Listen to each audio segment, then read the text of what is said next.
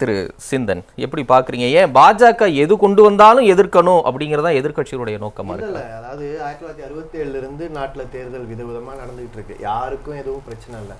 அப்ப திடீர்னு செலவு அதிகமாயிருக்குன்னா உண்மையில செலவு எங்க அதிகமாச்சுன்னு பார்க்கணும். இப்ப வந்து குதிரை பேரம் நிறைய நடக்குது.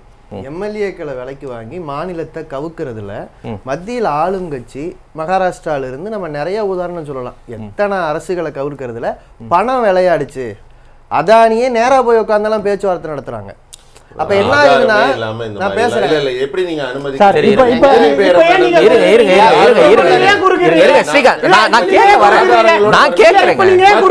குறிப்பிட்டு பேசுறீங்க? மத்திய அரசுன்னு சொல்லலாங்க, அதானி தாங்க சொன்னாரு.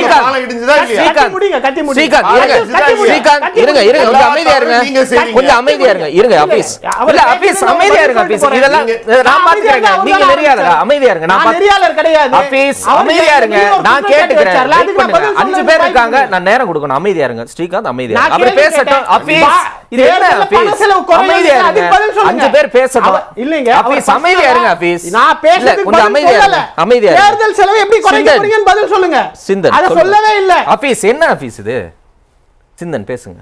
67க்கு பிறகு வராத ஒரு சிக்கல் திடீர்னு 2024 வந்தது அப்படின்னு சொன்னா, இந்த காலகட்டத்தில் மாநில ஆட்சிகள் கவிழ்ப்பு, அதுல புழங்கிய கோடிக்கணக்கான ரூபாய் பணம், அதை பத்தி நிறைய ஊடகங்கள்ல பேசியிருக்காங்க. நாங்களும் சொல்றோம், இதுல வந்து கார்ப்பரேட் பணம் தான் புழங்குது.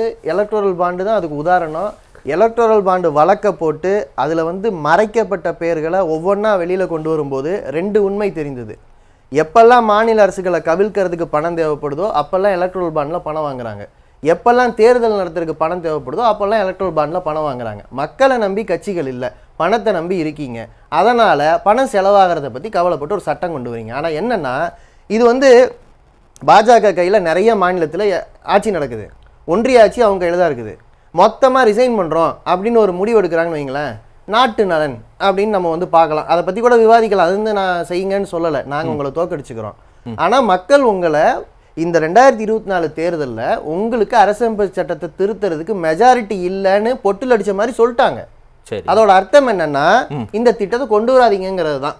ஏன்னா அரசமைப்பு சட்டத்துக்கு விரோதமானது. சரி, அப்ப நான் முடிச்சிடறேன். அப்ப 2019 ஃபுல் மெஜாரிட்டி கொடுத்தாங்கல்ல, அப்ப ராமர் கோயில் கட்டுங்க, இல்ல 370 ஆர்டிகிளை நீக்குங்கன்னு சொல்லி மக்கள் மேண்டேட் கொடுத்தாங்கன்னு. அது விவாதமா இருந்தா கண்டிப்பா நான் அதுலயும் பேசுவேன். அதை அவங்க பண்ணிருக்காங்க, பண்ணாம இல்ல. நாங்க அரசமைப்பு சட்டத்துக்கு விரோதமா, மதசார்பின்மைக்கு விரோதமா மோடி ஆட்சி நடக்குதுன்னு மக்கள்கிட்ட போய் தான் நின்னோம். நாங்க போய் இந்த கட்டுமானத்தை நிறுத்துங்கன்னு போய் நிக்கல. நீங்க 370 ஆர்டிகல் 370 அவங்க அமுல்படுத்தும் போது கூட ஜனநாயகபூர்வமா போராடிட்டு உட்காந்துருந்தோம். ஜனநாயகபூர்வமான தேர்தலில் பங்கெடுத்து இப்ப பாஜக ஜம்மு காஷ்மீர் மக்களுடைய நிராகரிப்புக்குள்ளாகி இருக்கு. அதனால ஜனநாயக படுகொலை செய்வதில் ஏற்கனவே 2 முயற்சிகளை எடுத்து பார்த்த பிஜேபி இப்ப அடுத்ததாக அரசமைப்பு சட்டத்தை குழி தோண்டி புதைக்க பாக்குறாங்க. ஒண்ணு. ரெண்டாவது, நீங்க வந்து அரசமைப்பு சட்டத்தை திருத்துறீங்க. 2034 தானே இப்ப ஒரே நாடு ஒரே தேர்தல்னு சொல்லியிருக்காங்க. அதோட அர்த்தம் என்ன? எப்பவோ வரப்போகுது. ஆனா அரசமைப்பு சட்ட திருத்தத்தை இப்பவே பண்ண போறாங்க. அதான் அர்த்தம். அதுல மாநில ஆட்சி கவிழ்ந்தால், ஒன்றிய ஆட்சி தொடர்ந்தால் அங்க வந்து பிரச்சனை இல்லை. ஆனா ஒன்றிய ஆட்சி கவிழ்ந்தால் மாநில ஆட்சி தொடருமா, அங்கதான் பிரச்சனை வருது. அப்படின்னா என்ன அர்த்தம்? இங்க ப்ரையாரிட்டி ஒன்றிய ஆட்சிக்கு. ஏங்க, ஒரு அதிகாரி, ஒரு கலெக்டர், ஒரு தாசில்தார், ஒரு எல்லா விஏஓ லெவல்ல எல்லாருக்கும் சம்பளம் கொடுக்குறோம். சரி, அவங்க வேலை மக்களுக்கு சேவையாற்றுவது. மக்கள் தன்னோட அதிகாரத்தை தன்னுடைய பிரதிநிதி மூலமா செலுத்தக்கூடிய பிரதிநிதித்துவ ஜனநாயகம் தான் இங்க இருக்கு. அவங்களுக்கு 3 ஓட்டு இருக்கு. இன்னும் சொல்ல போனா உள்ளாட்சியில் வரும்போது இன்னும் கூடுதல் ஓட்டு இருக்கு. இந்த 3-4 ஓட்டு அவங்க அப்பப்ப பயன்படுத்தும் போதுதான் மக்களை வந்து நீ சந்திக்கவே செய்யற. எங்க தெருவுக்கு அரசியல்வாதி வரதே எலெக்ஷன் நடந்தாதான். நீ வரவே மாட்டேன்ற. நீ ஏற்கனவே வந்து நான் வந்து பிரதமரை பார்த்து சொல்லும் போது நீங்க பத்திரிகையாளரை சந்திக்க மாட்டீங்க, நாடாளுமன்றத்துக்கு வர மாட்டீங்க, நீங்க எலெக்ஷன் நேரத்துல தான் அப்பப்ப ஏதாவது வந்து மக்களை பாக்குறதுக்கு அங்க இங்கே வந்துட்டு இருக்கீங்க. சரி. அப்பதான் பெட்ரோல் விலையாவது ஏறாம இருக்கு. இல்ல அது மட்டுமே வேலையா இருக்குங்கிறதான ஒரு பிரச்சனை இல்லங்க. இப்ப ஒரு 6 மாசம் எடுத்துக்கோங்க. நீங்க சொல்ல இல்ல, நான் என்ன கேக்குறேன், ஜம்மு காஷ்மீர் எலெக்ஷன் நடந்ததா, முடிஞ்ச உடனே ஹரியானா போறாங்க, அதுக்கப்புறம் மகாராஷ்டிரா போறாங்க, ஜார்க்கண்ட் போறாங்க.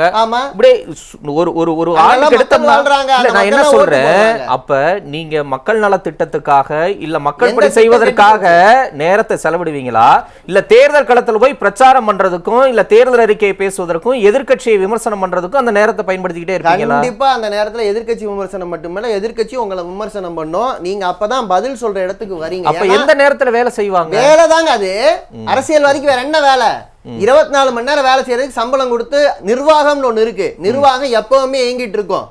நாடாளுமன்றத்திலையும் சட்டமன்றத்திலையும் வேலை பார்க்கறவங்க மக்கள்கிட்ட போய் ஓட்டு வாங்கணும், மக்களுக்கு அக்கௌண்டபிளா இருக்கணும், மக்கள்கிட்ட உண்மையை சொல்லணும். பொய்ய சொன்னா மக்கள் திருப்பி கேட்கறதுக்கு வாய்ப்பு கொடுக்கணும். நீங்க போய் சந்திச்சுட்டே இருக்கணும். ஒவ்வொரு தேர்தலையும் மக்கள்கிட்ட போறதா அரசியல்வாதி வேலை. 5 வருஷத்துக்கு ஒரு தடவை தான் பார்ப்பேன், அதுக்கப்புறம் எனக்கு லீவு கொடுங்கன்னு கேட்கற மாதிரி இந்த சட்டம். இவ்வளவு சோம்பேறித்தனமா ஒரு அரசியல்வாதி இருப்பாருன்னா அவர் பேர் சர்வாதிகாரிங்க. ஒரு நாட்டுல வேலையே பார்க்க மாட்டேன்.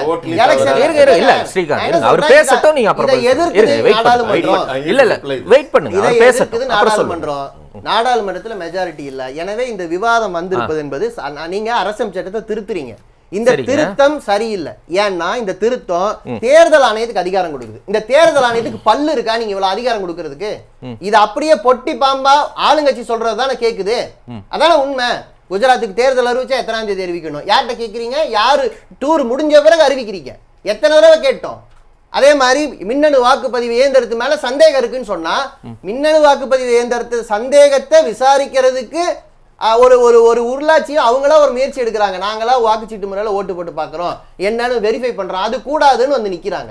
10 வருஷத்துக்கு முன்னாடியே எலெக்ஷன் கமிஷன் சவால் விடுத்து 2 கட்சி பிரதிநிதி போய் பேசிட்டாங்க. நாங்க எல்லாமே பேசிட்டோம். அது தேர்தல் ஆணையம் கொடுக்கிற விளக்கம் தான். அது தேர்தல் ஆணையத்துக்கிட்ட தான் இந்த மாதிரி வெளிப்படைத்தன்மை இல்லாத தேர்தல் ஆணைய செயல்பாடே இருக்கும்போது அதை கேள்வி கேட்கறதுக்கோ அதை விசாரிக்கிறதுக்கோ அதை நாடாளுமன்றத்துல பேசவோ வழி இல்ல. மாற என்ன பண்றாங்க?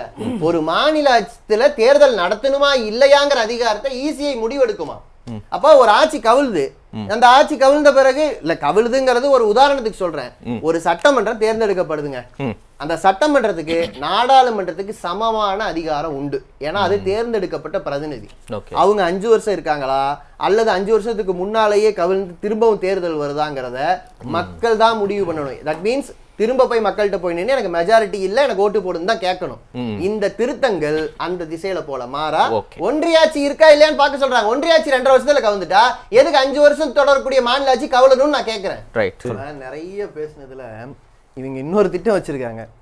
அதாவது மாநிலத்துக்கும் ஒன்றியத்துக்கும் தேர்தல் நடந்ததுக்கு அப்புறம் உள்ளாட்சிக்கு வேற 100 நாள்ல தேர்தல் நடத்தணுமா? இந்த ஒரே நாடு ஒரே தேர்தல்ல உள்ளாட்சி தேர்தல் வரைக்கும் காலி பண்ற திட்டம் இருக்கு. அதனால முதல்ல வந்து உள்ளாட்சியில கட்சிகளே பங்கேற்பு கிடையாது. அதெல்லாம் அந்தந்த பகுதி மக்கள் வரைக்கும் பங்கெடுக்கிற ஜனநாயகத்தை 3 அடுக்கா பல ஆண்டுகள் விவாதிச்சு உருவாக்கி இருக்கோம். இதை பாதுகாக்கிற போராட்டத்துக்கு கட்சிகள்கிட்ட மட்டும் கருத்து கேட்டா பத்தாது, பெரிய பணக்காரங்க மட்டும் கருத்து கேட்டா பத்தாது. உண்மையில இது மக்கள் பேச வேண்டிய விஷயம். மக்கள் தெளிவா சொல்லிட்டாங்க, உங்களுக்கு அரசமைப்பு சட்டத்தை திருத்தற மெஜாரிட்டி இல்லை. எனவே இந்த திட்டத்தை அதானி பிரச்சனையையும் மற்ற கலவர தூண்டல் பிரச்சனையும் திசை திருப்புவதற்காக ஜனநாயகத்துக்கு குழி தோன்ற வேலையை செய்யாதீங்க. மக்களை தூண்டுறீங்க. நீங்க இவ்வளவுதான் சொல்ல வேண்டியது.